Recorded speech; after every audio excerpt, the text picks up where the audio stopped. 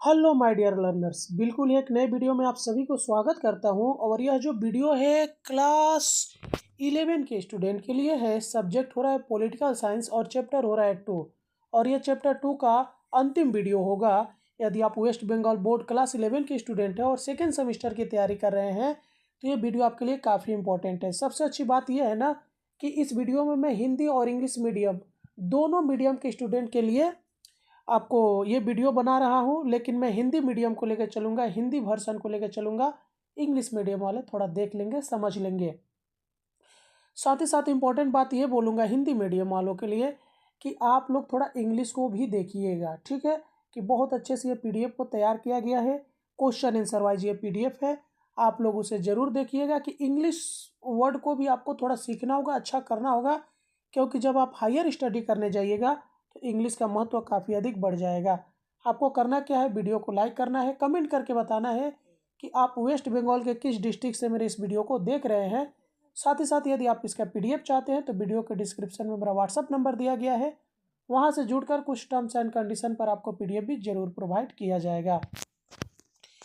तो चलिए हम लोग पहला क्वेश्चन देख लेते हैं। क्या लिखा हुआ है कि राष्ट्रीय आत्मनिर्धारण के सिद्धांत का अर्थ क्या है और इसके महत्व को स्पष्ट करें।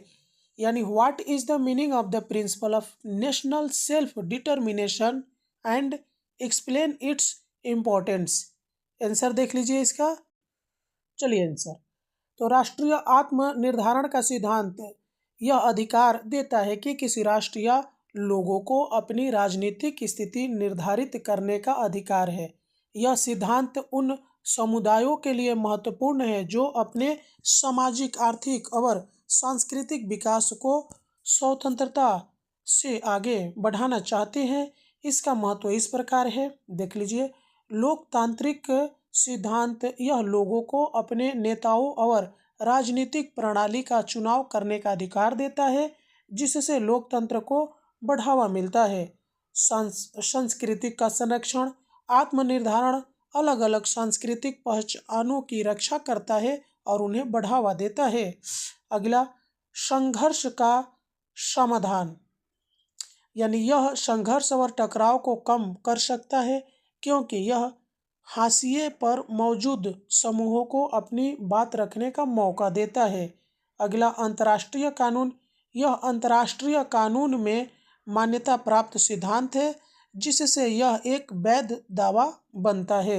अगला, ऐतिहासिक न्याय, यह उन राष्ट्रों और जातियों के लिए ऐतिहासिक न्यायों को सही करने का अवसर प्रदान करता है।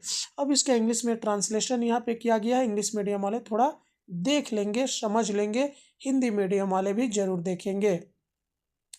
अगला क्वेश्चन, आत्मनिर्धारण के अधिकार का ऐतिहासिक विकास कैसा हुआ, कैसे हुआ, तो देख लीजिए। How did the historical development of the right to self determination occur. तो देखिए, आत्मनिर्धारण के अधिकार का ऐतिहासिक विकास कई चरणों में हुआ है। देखिए, उत्पत्ति, यह सिद्धांत 18वीं सदी में अमेरिकी और फ्रांसीसी क्रांतियों के दौरान सामने आया, जब लोकप्रिय संप्रभुता और व्यक्तियों के अधिकारों पर जोर दिया गया। प्रथम विश्व युद्ध, यानी राष्ट्रपति वुडरो विल्सन के 14 बिंदुओं के साथ आत्मनिर्धारण का विचार फिर से उभरा, जिसमें देशों के स्वयं प्रबंधन का आह्वान किया गया है। द्वितीय विश्व युद्ध के बाद संयुक्त राष्ट्र की स्थापना और इसके चार्टर ने आत्मनिर्धारण को राष्ट्रीय कानून का एक मूलभूत सिद्धांत बना दिया। अगला देखिए, अधिकार की मांग, 20वीं सदी के मध्य में एशिया, अफ्रीका और कैरेबियन में उपनिवेशों ने स्वतंत्रता के लिए संघर्ष किया, जिसे आत्मनिर्धारण के सिद्धांत के आधार पर माना गया है। आधुनिक विकास, आज भी यह सिद्धांत जातीय समूहों और अल्पसंख्यकों के लिए स्वायत्तता या स्वतंत्रता की मांग को मान्यता देता है। इंग्लिश में ट्रांसलेशन दिया गया है, आप लोग देख लीजिएगा। चलिए आगे देख लेते हैं कि आत्मनिर्धारण के पक्ष में क्या तर्क दिए जा सकते हैं। यानी what arguments can be made in favour of self determination. यानी आत्मनिर्धारण के पक्ष में कई तर्क प्रस्तुत किए जा सकते हैं। देखिए, लोकतांत्रिक सिद्धांत, यह लोकतांत्रिक मूल्यों का प्रतिनिधित्व करता है जिससे लोग अपने नेता और सरकार चुन सकते हैं। संस्कृति की सुरक्षा, यह अलग अलग सांस्कृतिक पहचान की रक्षा और बढ़ावा देता है जिससे समाज में विविधता बनी रहती है। संघर्ष समाधान, यानी आत्मनिर्धारण से हाशिए पर पड़े समूहों को अपनी बात रखने का मौका मिलता है जिससे सामाजिक समरसता बढ़ती है। अंतर्राष्ट्रीय कानून, इसे अंतर्राष्ट्रीय कानून में मान्यता दी गई है जिससे यह एक वैध और कानूनी आधार बनता है।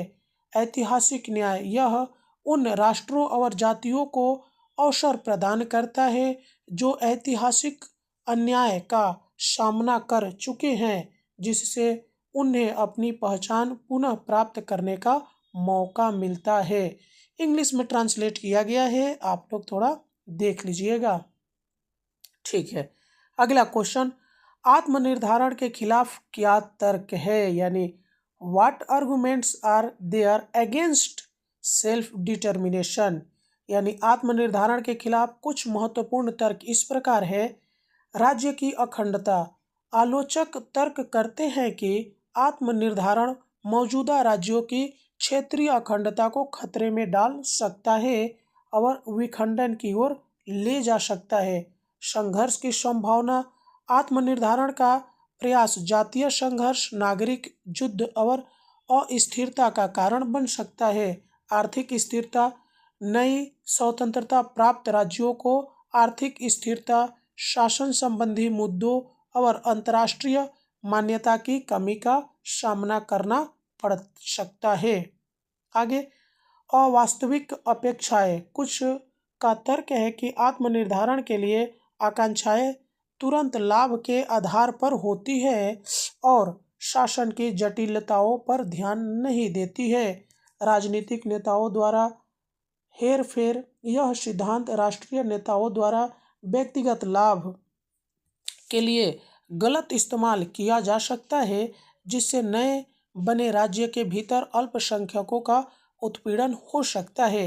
इंग्लिश में ट्रांसलेशन आप लोग देख लीजिएगा। चलिए अगले क्वेश्चन को देख लेते हैं कि आत्मनिर्धारण के अधिकार की अंतर्राष्ट्रीय मान्यता और उसके प्रभाव पर चर्चा करें, यानी discuss the international recognisation of the right to self determination and its impact. यानी आत्मनिर्धारण के अधिकार को अंतर्राष्ट्रीय स्तर पर व्यापक मान्यता मिली है, विशेषकर संयुक्त राष्ट्र के चार्टर में, जहां इसे एक मूलभूत अधिकार के रूप में मान्यता दी गई है। इसका प्रभाव निम्नलिखित है। नौ उपनिवेशीकरण, यह उपनिवेशी देशों को स्वतंत्रता प्राप्त करने का अधिकार प्रदान करता है जिससे उपनिवेशिक शक्तियों के खिलाफ संघर्ष को उचितता मिलती है। वैश्विक राजनीति, आत्मनिर्धारण के सिद्धांत ने वैश्विक राजनीति में बदलाव लाने में मदद की है जिससे अल्पसंख्यक समूहों और राष्ट्रों को अपनी आवाज उठाने का मौका मिला है। मानवाधिकारों की सुरक्षा, यह सिद्धांत मानवाधिकारों के उल्लंघन के खिलाफ एक ढाल के रूप में कार्य करता है जो अधिकारों के हनन का विरोध करता है। संघर्षों का समाधान, विभिन्न देशों में आत्मनिर्धारण के अधिकार की मान्यता ने कई विवादों और संघर्षों को सुलझाने में मदद की है, जैसे कि पूर्वी तिमोर और दक्षिण सूडान में स्वतंत्रता की मांग। राष्ट्रीय समर्थन, यह सिद्धांत अंतर्राष्ट्रीय समुदाय द्वारा समर्थन प्राप्त करता है जिससे देशों को आत्मनिर्धारण के लिए राजनीतिक और आर्थिक मदद मिलती है। इंग्लिश में ट्रांसलेट किया हुआ है, आप लोग देख सकते हैं। ठीक है, चलिए और कुछ क्वेश्चन को देख लेते हैं फटाफट बिना टाइम गंवाए हुए।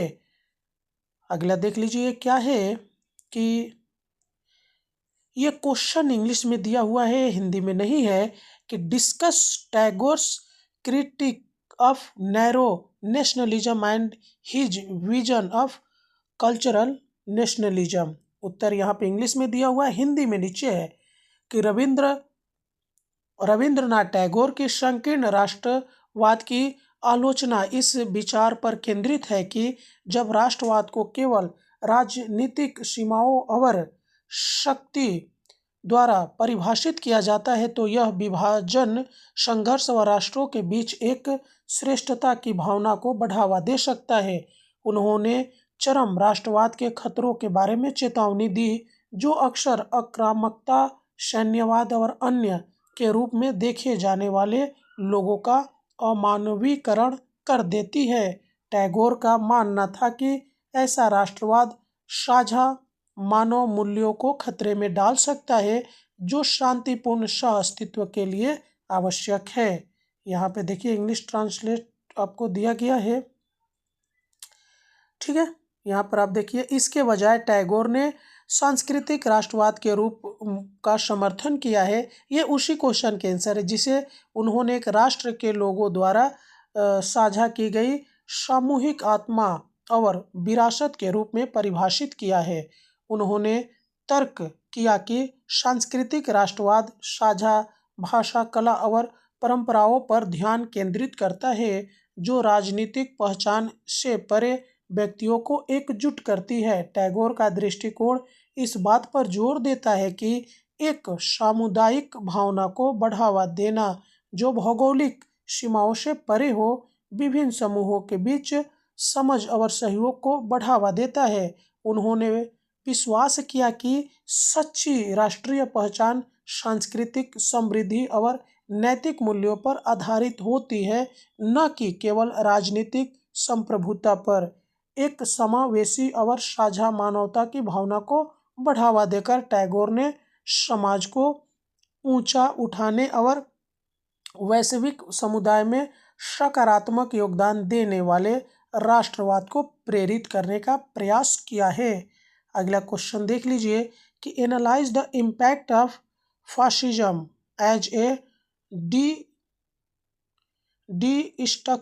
Destructive form of nationalism on society and politics. ठीक है, तो यह आपका इंग्लिश में यहाँ पर इसका आंसर दिया हुआ है। हिंदी देख लीजिए। फासीवाद एक विनाशकारी राष्ट्रवाद के रूप में समाज और राजनीति पर अपने प्रमुख सिद्धांतों के माध्यम से आत्मपूर्ण प्रभाव डालता है, जिसमें अधिनायकवाद, सैन्यवाद और असहमति का दमन शामिल है। अपने मूल में फासीवाद एक केंद्रीकृत तानाशाही सरकार को बढ़ावा देता है, जो राज्य के हितों को व्यक्तिगत अधिकारों से अधिक महत्व देती है। यह अधिनायकवादी शासन अक्सर लोकतांत्रिक मूल्यों के क्षय की ओर ले जाता है, क्योंकि राजनीतिक असहमति को सेंसरशिप, प्रचार और हिंसा के माध्यम से दबाया जाता है। राज्य अंतिम प्राधिकरण बन जाता है और व्यक्तिगत स्वतंत्रताएं राष्ट्र के तथाकथित सर्वोत्तम भले के लिए बलिदान की जाती है। ठीक है, यहाँ पर और इसका ये जो इंग्लिश दिया हुआ है, इसका हिंदी नीचे में है। इसके अलावा फासीवाद सैन्यवाद और राष्ट्रीय लक्ष्यों को प्राप्त करने के लिए बल के उपयोग को महिमंडित करता है, जिससे आक्रमण, विस्तारवाद और अन्य राष्ट्रों के साथ संघर्ष उत्पन्न होते हैं।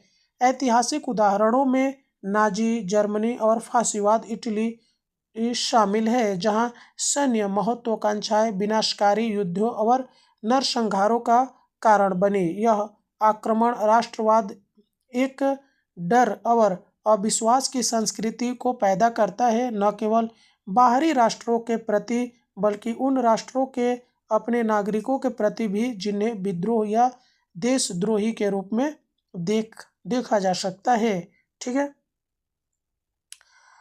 ये जो ऊपर में इंग्लिश दिया हुआ है, इसका इधर हिंदी नीचे में है कि फासीवाद के परिणाम तत्कालीन राजनीतिक परिणामों से परे फैले हुए यह सामाजिक मानदंडों और मूल्यों को भी गहराई से प्रभावित करता है। फासीवाद अक्सर एक करिश्माई नेता के चारों ओर व्यक्तित्व के पूजा का विकास करता है, जो सभी से ऊपर नेता के प्रति निष्ठा को बढ़ावा देता है। यह एक समान समाज की ओर ले जाता है, जो विचारों की विविधता को हतोत्साहित करता है और रचनात्मकता को बढ़ाता है। अंततः फांसीवाद की विनाशकारी प्रकृति मानव अधिकारों के व्यापक उल्लंघनों, सामाजिक विभाजन और एक ऐसे विरासत का परिणाम देती है जो पीढ़ियों तक रह सकती है। ठीक है, उसके बाद देख लीजिए एक्सप्लेन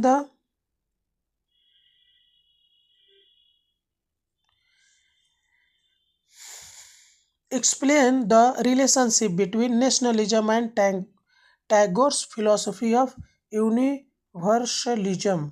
ठीक है, तो ये आपका इंग्लिश में उत्तर है। फिर नीचे में उसका ट्रांसलेशन है कि रविंद्रनाथ टैगोर की वैश्विकता की फिलोसफी संकीर्ण राष्ट्रवाद की स्वभाव के विपरीत है। उन्होंने एक ऐसे विश्व में विश्वास किया जहां सांस्कृतिक सीमाएं मानव संबंधों को सीमित नहीं करती। टैगोर ने तर्क किया कि सच्चा राष्ट्रवाद सार्वभौमिक मानव मूल्यों को अपनाना चाहिए और वैश्विक नागरिकता की भावना को बढ़ावा देना चाहिए। उनके कार्य इस विचार पर जोर देते हैं कि व्यक्ति केवल एक राष्ट्र के नहीं बल्कि मानवता के एक हिस्से हैं। ठीक है, आगे टैगोर के दृष्टिकोण में राष्ट्रवाद को अलगाव या विशेषता की ओर नहीं ले जाना चाहिए। इसके बजाय इसे विभिन्न संस्कृतियों के बीच सहयोग और सामंजस्य को बढ़ावा देना चाहिए। उन्होंने राष्ट्रीय पहचान से परे जाने वाली शिक्षा और संवाद का समर्थन किया, जिसे व्यक्तियों को मानव अनुभव की विभिन्नता की सराहना करने की अनुमति मिली। वैश्विकता को अपनाकर टैगोर ने विभिन्न पृष्ठभूमियों के लोगों के बीच सहानुभूति और समझ को विकसित करने का प्रयास किया। अंततः एक अधिक शांतिपूर्ण सहअस्तित्व की लक्ष्य भी रखा। अगला क्वेश्चन देख लीजिए, assess the role of cultural identity in Tagore's conceptions of nationalism. ये इंग्लिश में आंसर, फिर ये हिंदी में ट्रांसलेशन। टैगोर की राष्ट्रवाद की धारणा सांस्कृतिक पहचान में गहराई से निहित है। उन्होंने संस्कृति को एक राष्ट्र की आत्मा के रूप में देखा। साझा भाषा, परंपराओं और कलाओं के महत्व पर जोर दिया जो एक सामूहिक भावना को बढ़ावा देती है। टैगोर के लिए सांस्कृतिक पहचान राजनीतिक सीमाओं को पार कर जाती है और एक ऐसा एकीकृत बल बन जाती है जो एक राष्ट्र के भीतर व्यक्तियों को जोड़ती है। आगे ये जो इंग्लिश ऊपर में दिया है, नीचे में उसका हिंदी। उन्होंने विश्वास किया कि जब एक राष्ट्र अपनी सांस्कृतिक पहचान में गहराई से निहित होता है तो यह बाहरी प्रभाव और दबावों का बेहतर प्रतिरोध कर सकता है। यह मजबूत सांस्कृतिक आधार एक अधिक प्रामाणिक राष्ट्रवाद के लिए अनुमति देता है, जहां लोग केवल राजनीतिक कारणों से नहीं बल्कि अपनी विरासत और मूल्यों की साझा सराहना के लिए एकजुट होते हैं। टैगोर का दृष्टिकोण राष्ट्रों को अपनी सांस्कृतिक विविधता का जश्न मनाने के लिए प्रोत्साहित करता है, जबकि साथ ही उनकी सामान्य मानवता को पहचानता है। अगला देख लीजिए, evaluate the significance of Tagore's poetry in shaping nationalist sentiments during the Indian independence movement.